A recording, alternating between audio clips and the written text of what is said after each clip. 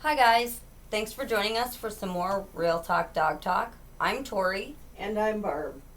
For those of you who haven't joined us before, if you have any questions or comments, you can email us at realtalkdogtalk@yahoo.com. And if you are a regular listener or emailer, or both, we love to hear from you. Keep those emails coming in. It gives us some good ideas for some of our podcasts. Always some good stuff coming from those emails. So today, we're down on staff. We have Jim with us, And those rotten. bad to the bone. Mm-hmm. Du-du. So, And yeah, we, so- Yeah. he's excused for the day. Yeah. Anyhow, so I was going through the emails. Yep. And I had some questions from a individual about just basic training, manners in the house. Mm-hmm. How necessary is it, and what are some of the basic commands to teach? Okay. And I was looking on the internet, and I just happened to come upon an article talking about how important it is to do just basic training. Right, yeah. And a lot of times the repercussion, now this is what the article said, is bite situations, Yeah. because they don't listen to their owner or owners. Yep. And so I thought that would be a really nice topic to go over because, I think sometimes when people watch videos on the internet, they see these people who, have the Malinois that are going up the tree and do a circle and land in their owner's arms, or I'm not sure exactly what the training is called, but where the dog is walking by them and the person nods their head and they go to the other side and then they go between their legs. Yeah. Then they go down with the gun and the dog goes down, and I think people see that Yep. and they're like, ooh, I want a dog like that. Yeah. And I think that when they get that idea, they don't realize that that is quite an undertaking for training. It's a large amount of work. And it's not something that the average Joe can teach a dog. Right. Yep. So I think they get the idea that, they want to be this really great trainer. And I think two things happen. One, they just kind of fizzle out and don't do any training, Mhm. or they try and they don't really get where they want to be with the training. Right. So they get frustrated and kind of stop. Yep. Well, and even if you continue with training when you're frustrated, that's not very effective either, because the dog can sense that, and then the training doesn't work quite as well. Mm-hmm. Um, Well, and you're a person that has a kind of a low frustration level. oh yeah. Yeah. So, when the dogs get you frustrated, Mhm. where do you go with that? What I do is I just do short sessions, Mm-hmm. and obviously one at a time, and I make sure that we're in an area where there's not as many distractions. Now, I live in town. So distractions for you or the dog? Both. We're all easily distracted in this household, okay? And I just do basic training. I would love to have one of those dogs that does all that cool things and all that and have them listen like professional dogs. But,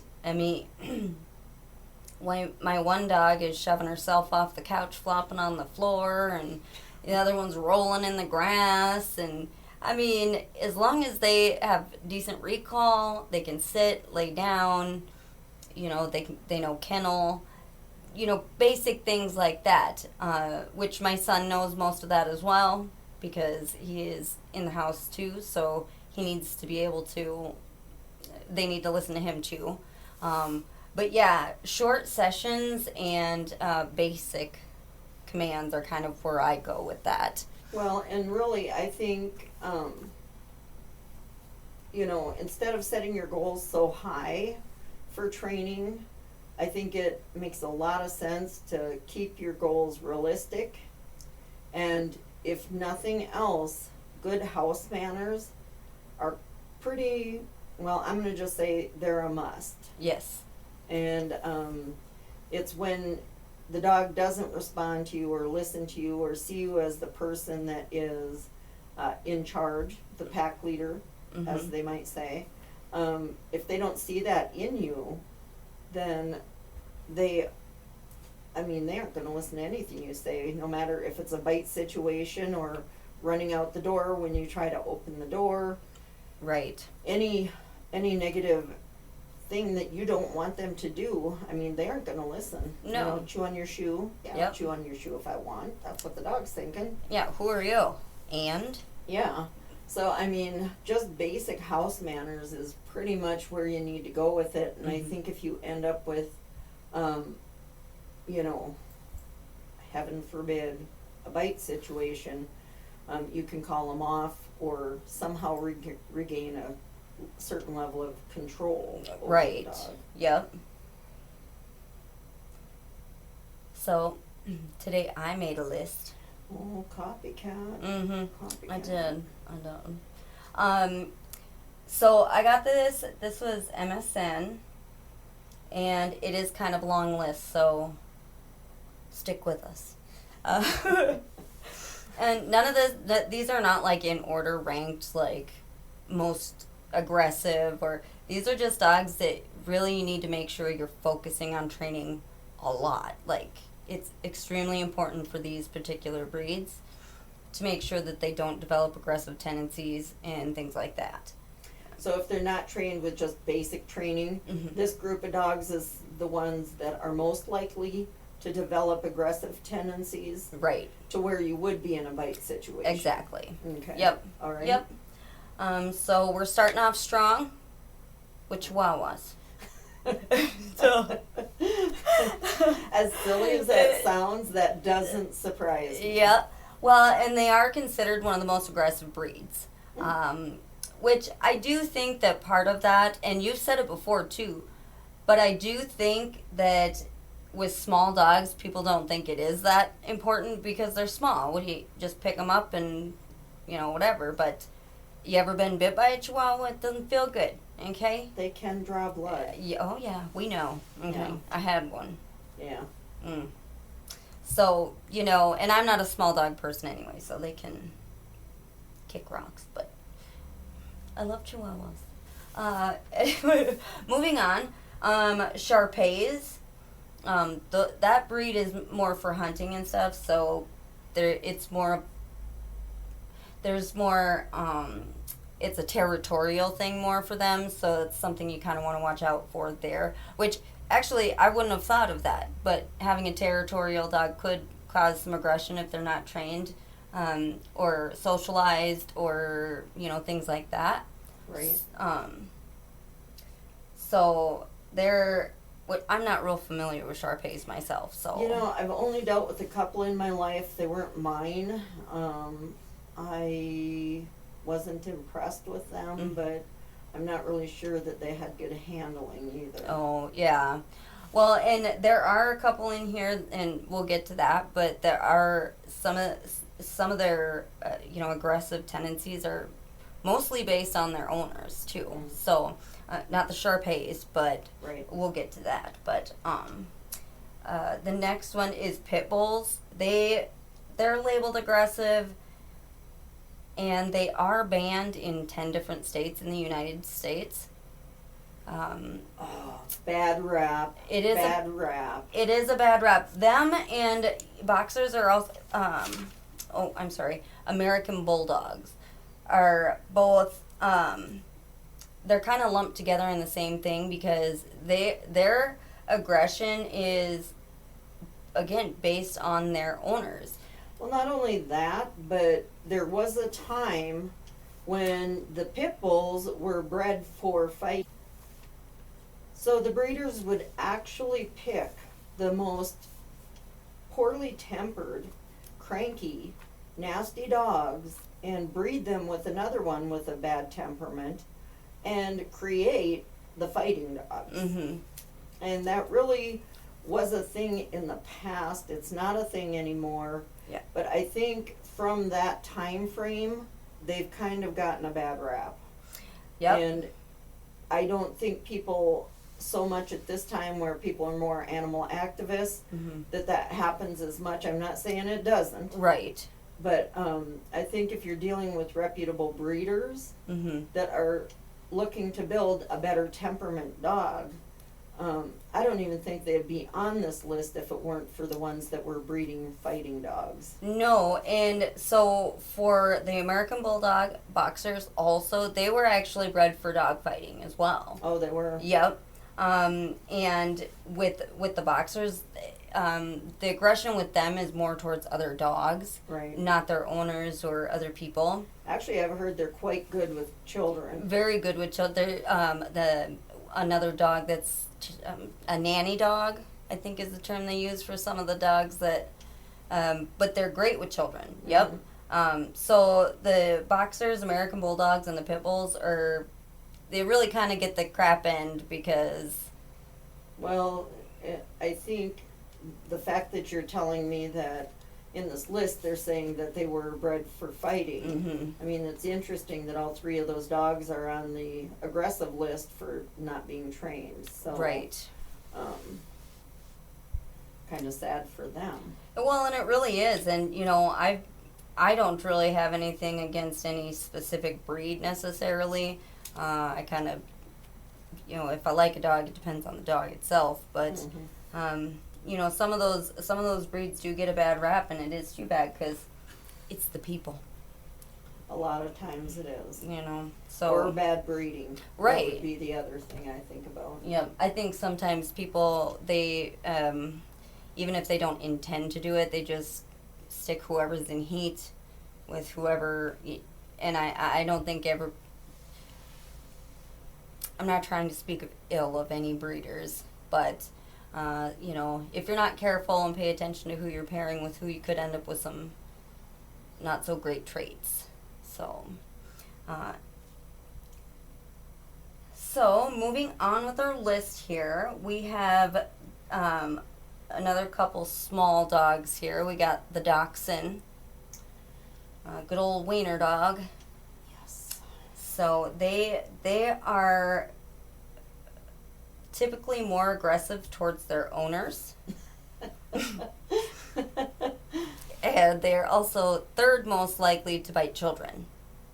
So they're saying, don't tell me what to do. Pretty much. And Yeah. I'll tell you what, that dog is too small to have an attitude like that.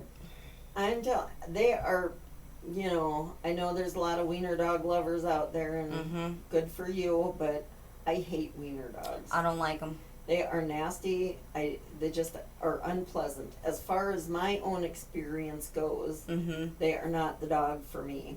I don't think I've met a nice one. Not that I've encountered a ton. Right. But no. Not on my list. I totally can see why they're on, an aggressive bite list. Yeah. Yep. And then the Jack Russell, which they're cute little dogs, but I know I have heard that because of their energy level, one, you have to have enough ways to occupy their energy, kind of get it burned off, mm-hmm. and actually training is an absolute must with them because they just are a ball of energy. They need something to do.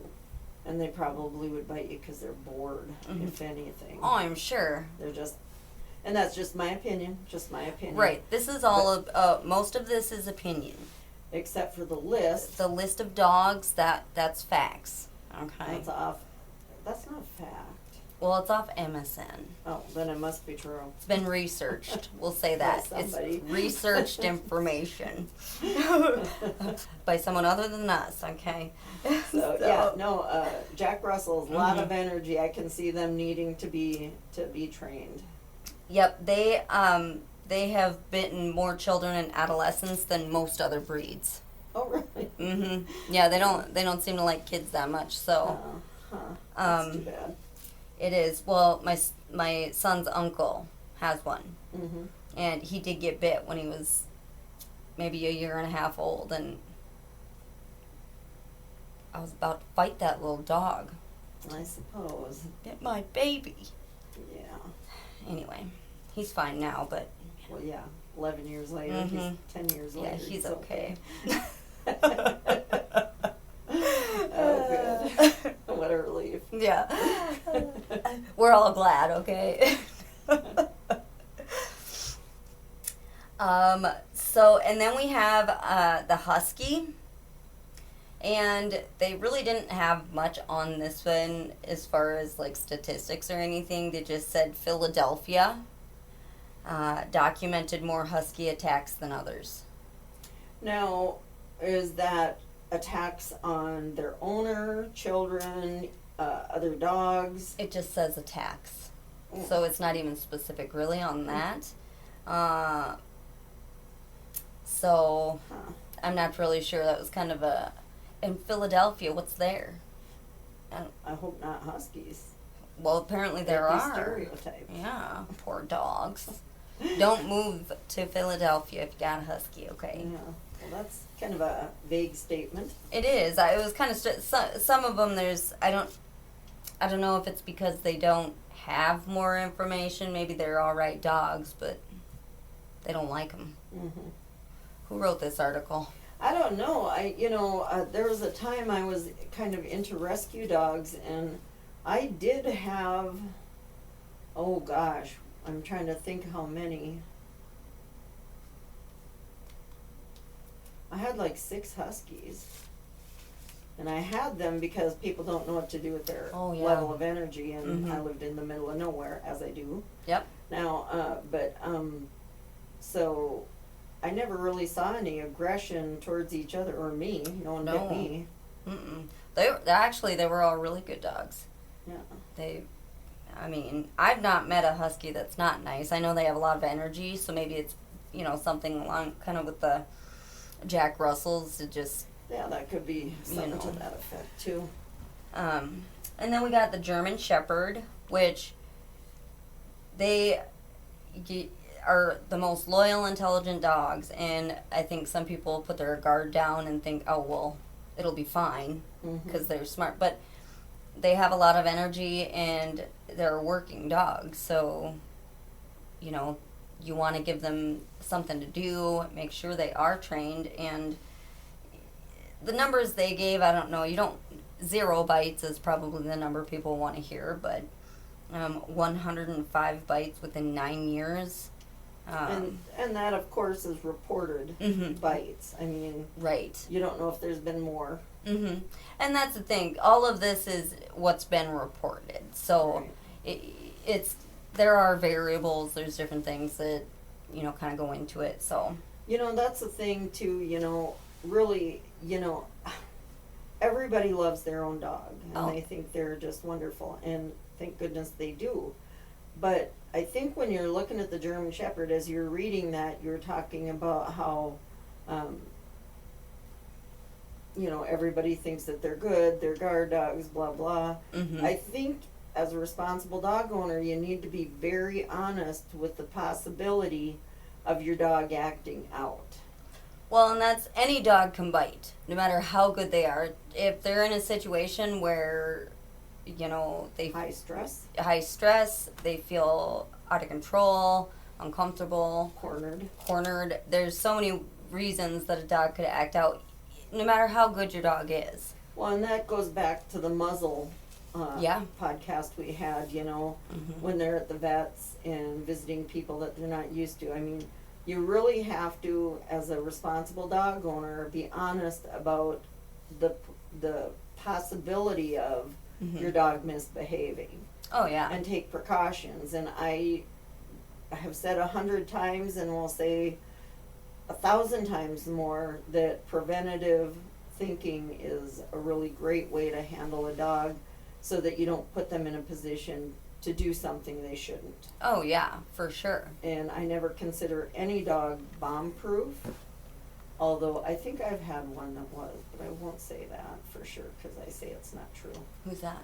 Rocky. Oh, well. Rocky was afraid of hand lotion. Yeah, he's like, oh my gosh.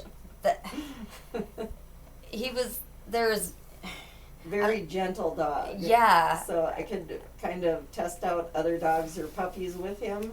Yeah. I never had him do anything very aggressive. Him and Floki ate together. So Yeah. they were eating partners, but not eating partners, but partners that ate together. Right, right. Floki needed company, so Yeah, you know. I would say he was the closest I had to bomb proof, but Mhm. I think really you have to be very honest with yourself when you have your dog in public, interacting with other people, at the vet clinic. I mean, you know, the list that you have here is, you know, kind of pertaining to non-trained dogs. Correct. Yep. So, I mean, that is something that would be preventative, would be to get your dog so that they're obedient. Right. That's the thing. These are all, and I don't know if I said this before, but any of these dogs on this list, we're not saying they're bad dogs. No. They're perfectly fine. If you love them, that is great. It's amazing. But you need to focus on training for sure. Right. Um, And just basic manners. it doesn't have to be the crazy training. Yeah. No stunt dog stuff. No. My dogs definitely are not, and they're fine. Are Okay. you sure? Well, no. But I don't know. Betsy rolling off the couch is kind of a stunt dog thing. she is actually. I'm surprised she's not hurt. You should hear her. She shakes the whole dang house, and I go check, and she's body wiggling, looking at me. I'm like, okay, well, clearly I don't need to be concerned. Right? Okay. Then we have labs, which I was not expecting that one. Because, I mean, who doesn't love a lab? Right. America's favorite dog.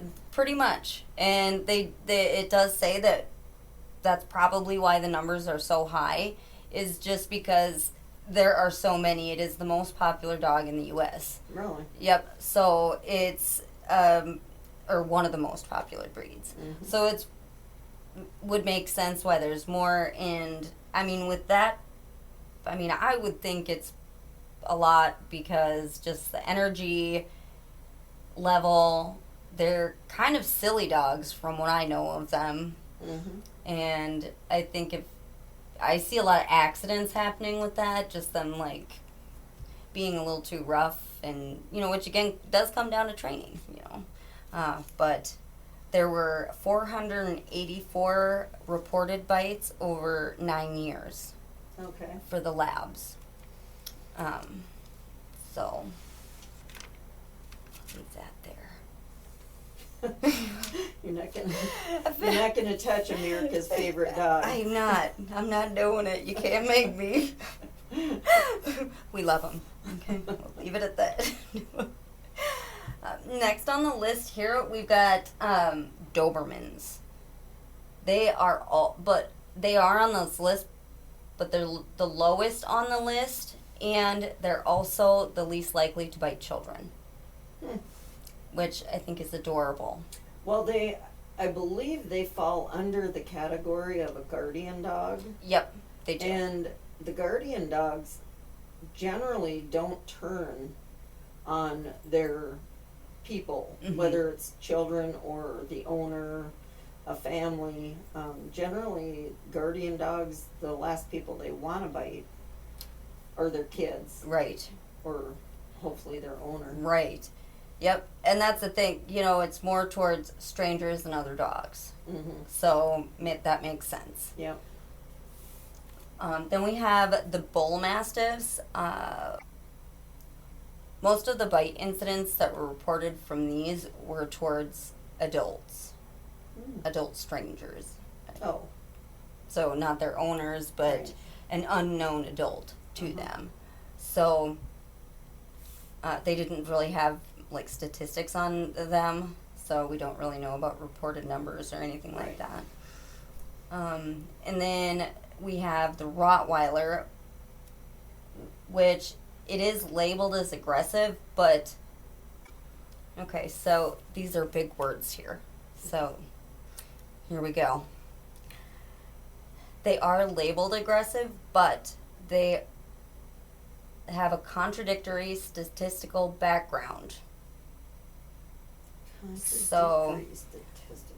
they say they're aggressive, but the statistics are showing that they're actually less aggressive now than they used to be. Hmm. So they're also, I believe, a guardian dog.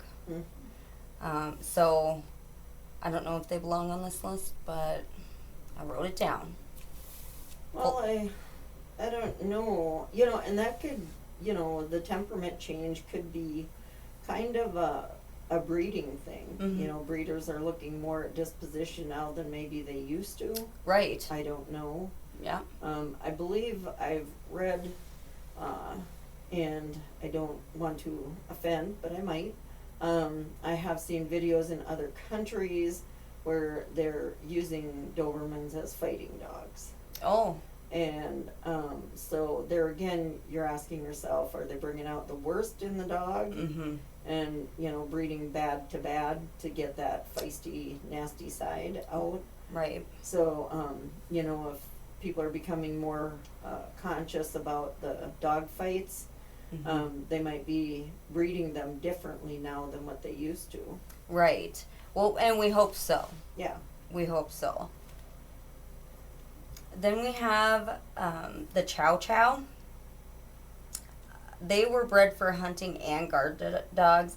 They are more likely to be aggressive in a defensive situation than actually like attacking. So they are not the aggressor, but they're ones to handle it if there's a commotion or a problem. Right. Yeah. Typically, that is how it goes because they're not. Yeah. They are aggressive. Air quotes here. But yeah, it's. Well, I think the Chow is one that I have heard you have to start young with the training because they do have a very strong personality. Yep. Well, we had, growing up, there was a Chow Chow in town where we lived, and we would always walk by. It was the old guy that owned the hardware store, and that dog was either in the yard or at the hardware store with him.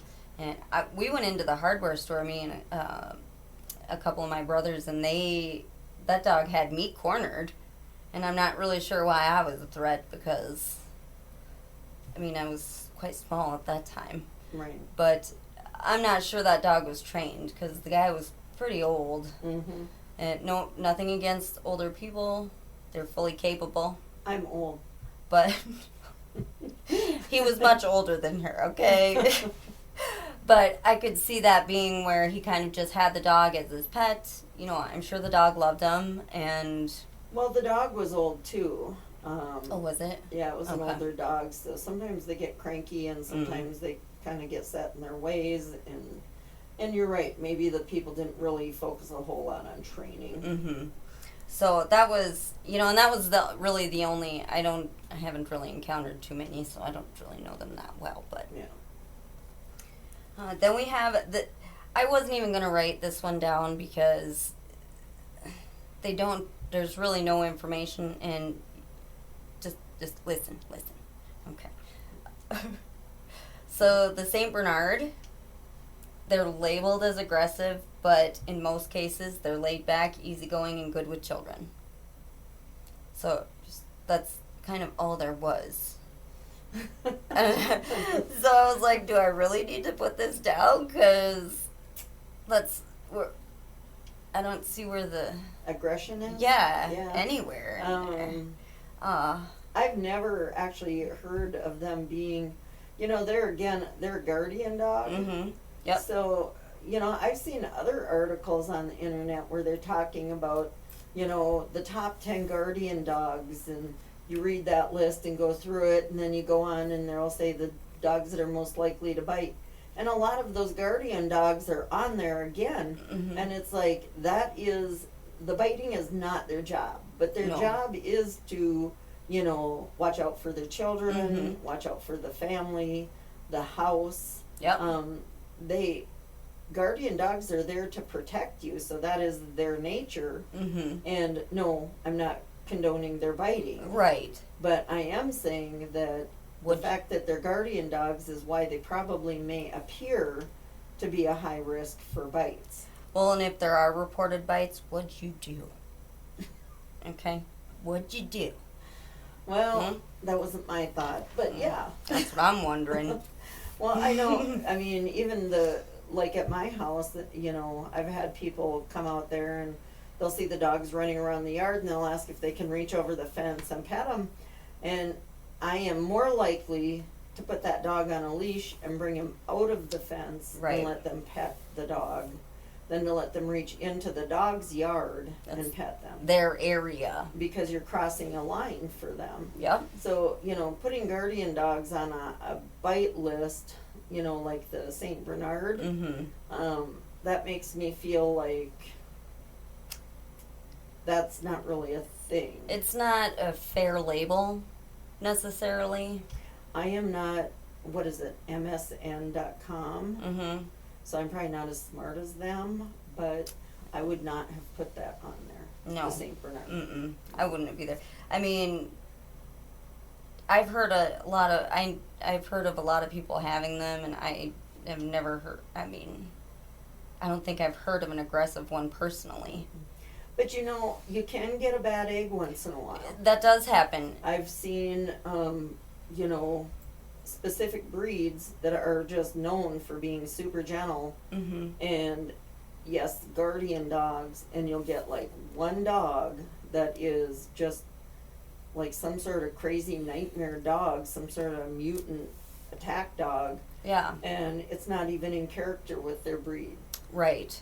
So, I mean, it's just, you know, when you guys were little, I always bought purebred dogs so that I could better determine their disposition to be around my kids. Right. And it was important for me to know what I was dealing with in a dog. Yep. So I think it's very smart to, you know, get it when you have small children to get a purebred, whatever kind of breed you're getting. Well, mixed breed, there's absolutely nothing wrong with mixed breeds. Right. There really isn't, and I am a strong advocate for, you know, adopting rescue dogs. I think it's great. Yep. The only negative there for me, I felt more confident in purchasing, adopting, whatever the case may be, a purebred for the fact that I wanted to understand their potential for different types of behavior. Yep. And, you know, was I comfortable leaving my kids, because I was a single mom, so I'm going to be leaving you guys, you know, home alone with this dog. Yep. What am I looking at? Right. So, believe me, I'm not saying don't adopt, don't do rescues. I think that's great to do that. It's just not always for everybody at certain stages of their life. Right. They're more likely to have behaviors out of the norm. Yep. Well, So- you usually have a little something to work through just because of the environment change. Right. Yeah. So it's not like they're bad dogs, but No. you know, they get shuffled around. They don't know what to do or who to listen to. So, you know, it's just the Saint Bernard I don't really see as a biting dog. No, I don't either. Okay. So next up, we have poodles. Now,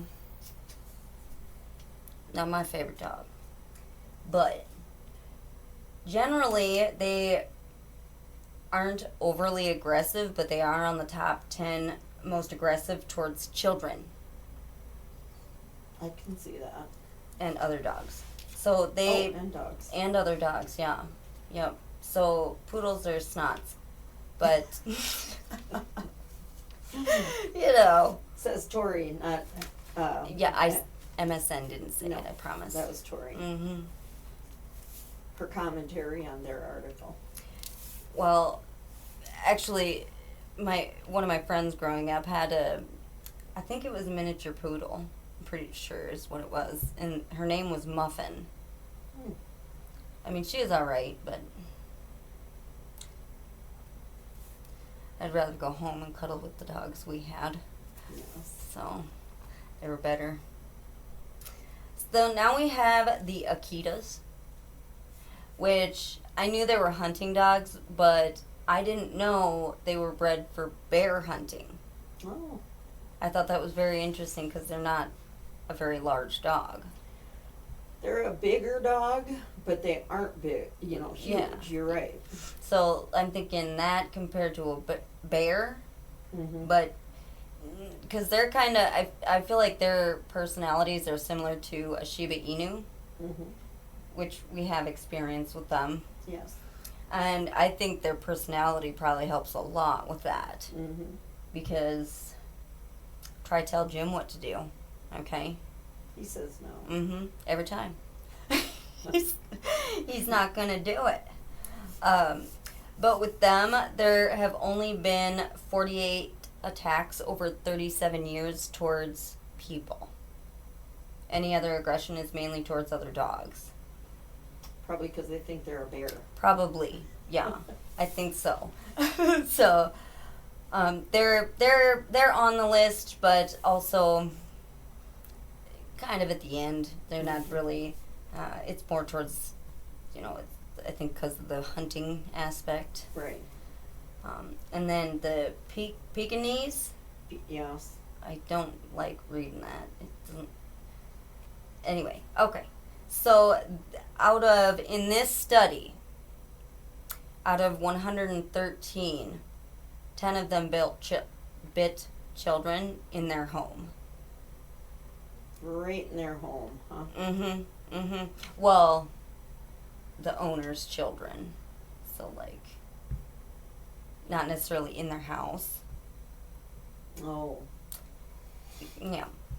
So, but their temperament depends largely on their owners, which is Which interesting. goes back again to, just teaching basic training. Yep. Yep. It doesn't have to be that crazy training and all that stuff. Yeah, they're gonna want to listen to you, and I mean, dogs are. That's what they do. They want to please their owner mostly. Well, besides Shibas, Yeah. but they do. So if you do just basic training, it goes a long way. It really does. And then we have schnauzers. They're the 10th most likely to bite.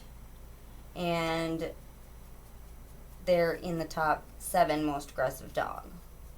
But they don't have any statistics on that one. Oh. Yeah. I don't know.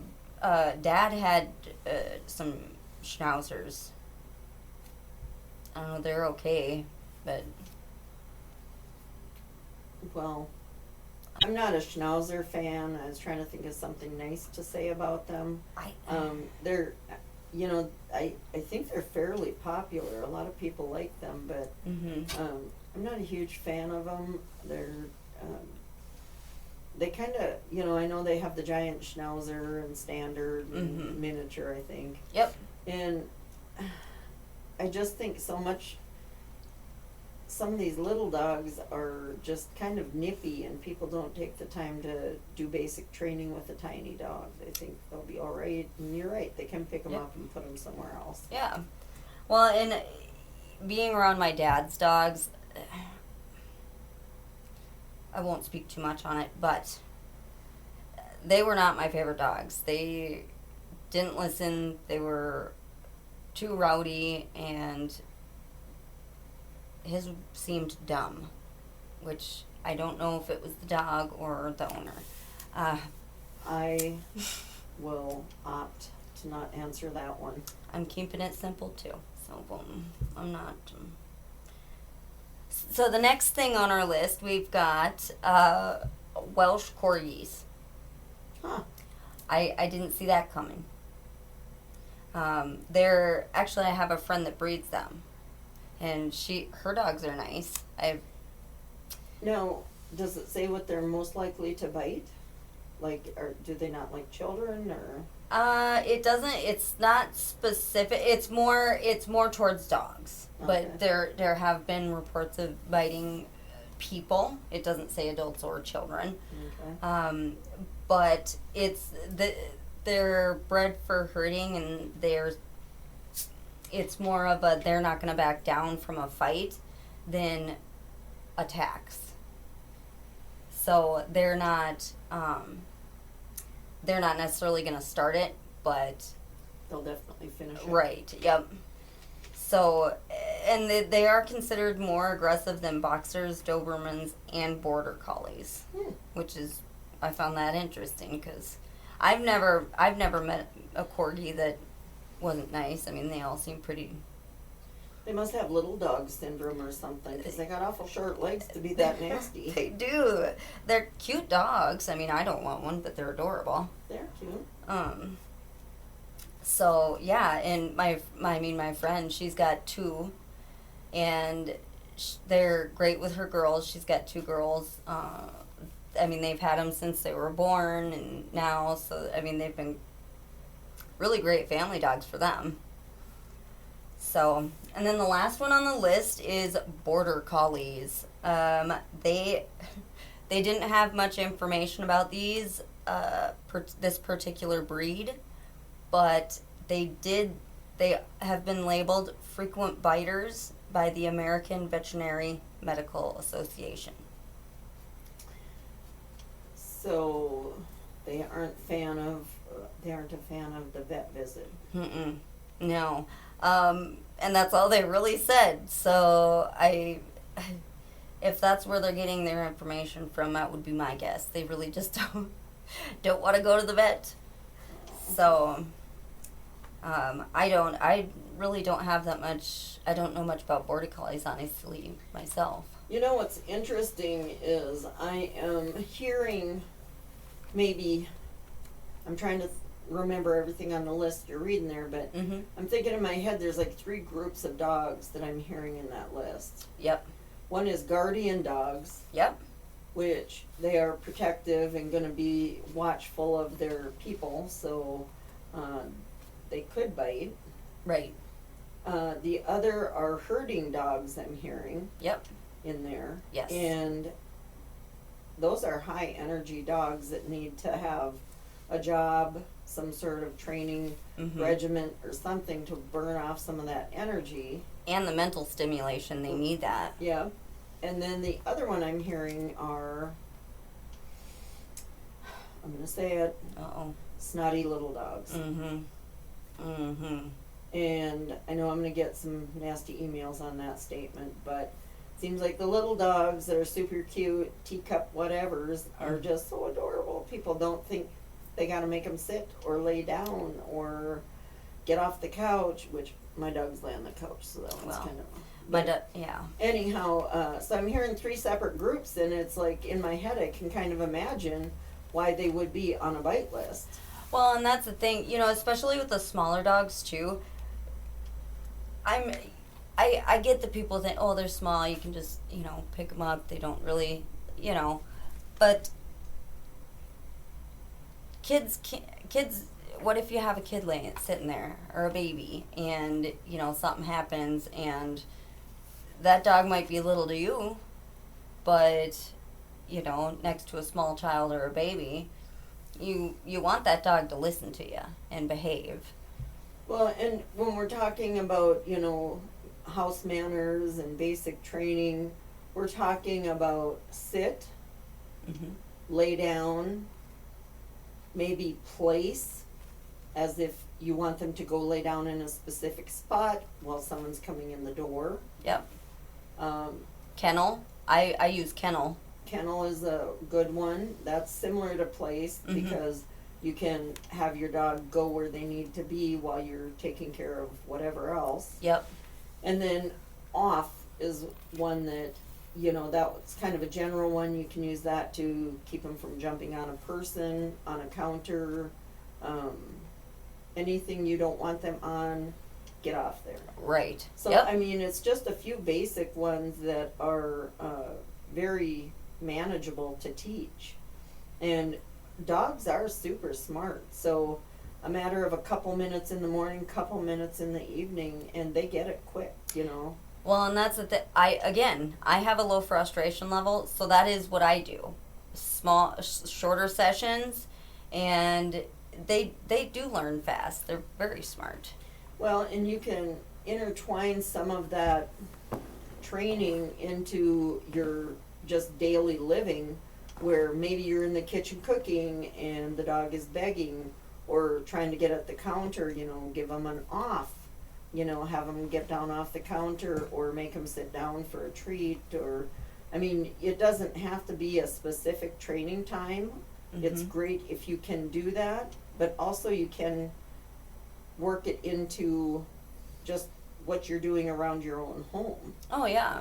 Well, and it's like what you gave me the idea to do it, but put different containers around my house for recall. Yep.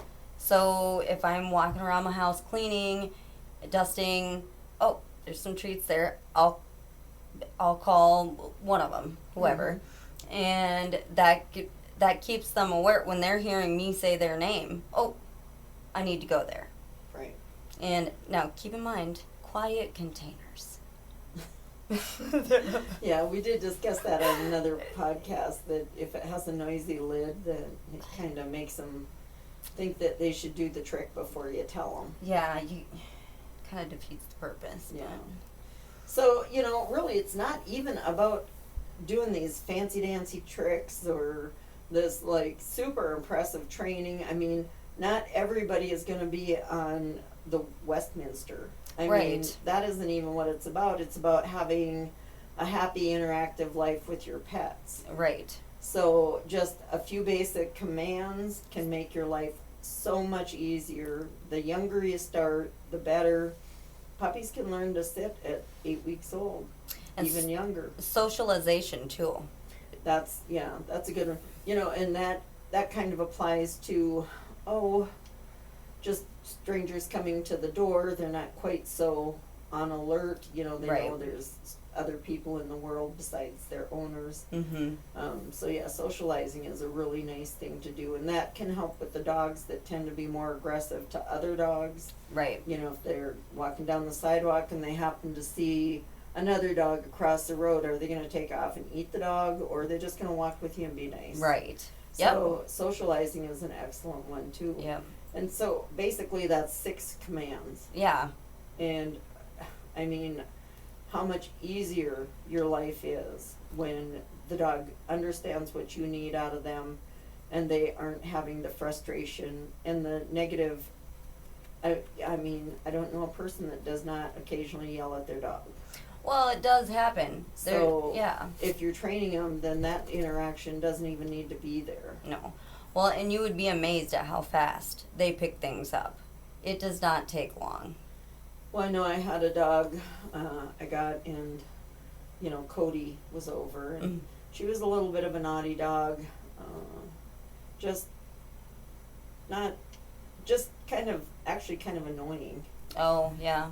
And Cody did not live with me, and so a few weeks later he was back again, and when she came out in the yard and was greeting him, he said, "Oh, have you been training her?" And he had, in that 1 week's time, noticed a difference in her demeanor, because her energy level was down. She wasn't acting all Fruit Loopy and running around being crazy. Yep. She was actually connecting with me, and when I told her to come to me or go lay down or whatever the particular command was, she was doing it. Right. So even in that 1 week's time, that kind of stands out in my mind, because I guess I've never really looked at it in terms of a time frame. Right. Yeah. And after that particular dog, that particular situation, and Cody making a note in my mind, Right. that in just 1 week's time, that dog had made a noticeable difference in its behavior. Oh, yeah. Yep. It does. It makes a huge difference, and it doesn't take long. So you don't need to be a professional. No, and your dog doesn't need to be some fancy dancy trained dog. No. I mean, you just need to provide a happy home and a life for not only you, but your dog. So it's not about being a overachiever. It's about providing a happy environment for you and your dog and your family. Right. Well, I think that's all I've got for today. I've spoken plenty. Well, you know, I could talk on for the entire day, Well, but So again, if you guys have any questions or comments, go ahead and email us at realtalkdogtalk@yahoo.com. and thank you again for joining us. We hope that you will be here for our next podcast. Goodbye. Goodbye.